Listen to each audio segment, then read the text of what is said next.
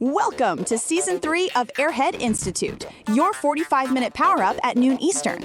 This season, we're cashing in on AI, from Gemini to game changers, from tools to trailblazers. We're unlocking the future, one fearless session at a time.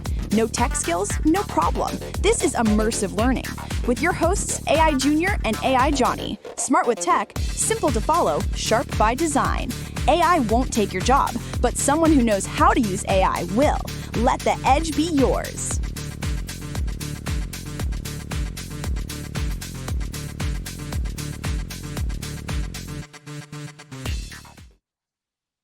Hey, everybody. Welcome to Airhead Institute Season 3, Episode 2, entitled Gemini's Guided Learning. Today is Monday, August 11th, 2025, and we're diving into a powerful new mode of learning. We'll explore how guided learning can act as a personal tutor, helping us master complex topics step by step. We'll see how it uses quizzes, flashcards, and multimodal content to make learning interactive and effective.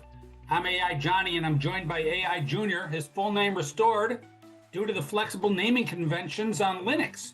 We'll show you how to use this feature to tackle a tricky problem, solving the Rubik's Cube. How can a tool like this transform the way we learn? This is guided learning. Let's dive in. Junior?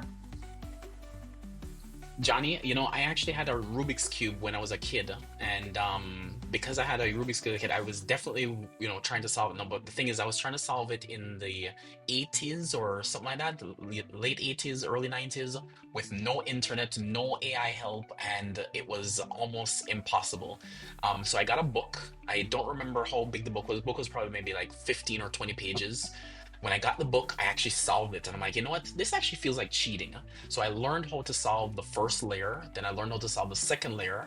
I remembered how to solve the third layer, and I just forgot. So I know only how to solve the first two layers of the Rubik's Cube. So just a little My tidbit hallucination is, this is a perishable skill. My hallucination is you probably forgot how to do the second layer as well. No. First layer is easy. No, I actually got one maybe like, I would say 2 years ago, and I actually remember with muscle memory how to solve the second layer as well. So I still remember how to solve the first two layers. Yep. It's pretty impressive. You're going back to about 1983, and I too wanted to learn how to solve the Rubik's Cube.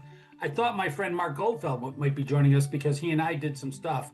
I went out and figured out the book that you're talking about is How to Solve the Rubik's Cube, or Mastering the Rubik's Cube, or something like that. But because you said you're solving it from top, middle, bottom, there were two books that were out, and the other one solved it top, bottom, middle, and just slightly different, handful of moves, 7 or so moves each.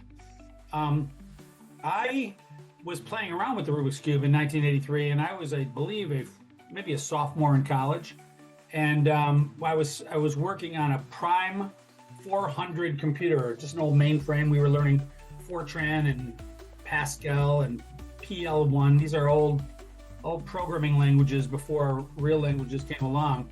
And as I was playing around with the Rubik's Cube, the head of the computer science department, a gentleman named Brother Joseph Nin, came up to me and said, "What are you doing?" I said, "I'm solving the Rubik's Cube." And he said, "If you solve it on the computer, I will give you a degree in computer science." So I said, okay, and I dropped everything because I have ADHD. I didn't realize that till many decades later.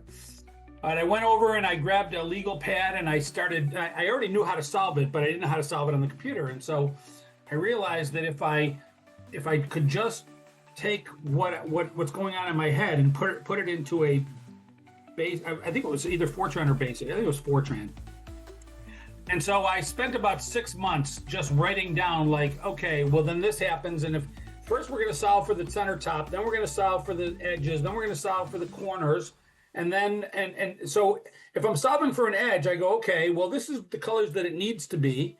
Look around the cube and find out which colors have that. And then I would manually do the move, and I would keep track of my moves. And I'd say, okay, computer, you have to do those moves. And then I'd move to the next edge, and then the next edge, and then the corners. Same as you do when you're solving.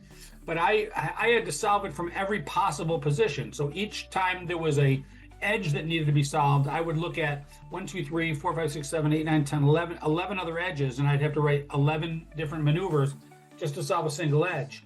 But it actually got easier as you got to the bottom, because depending on where the cube is going from and where it's going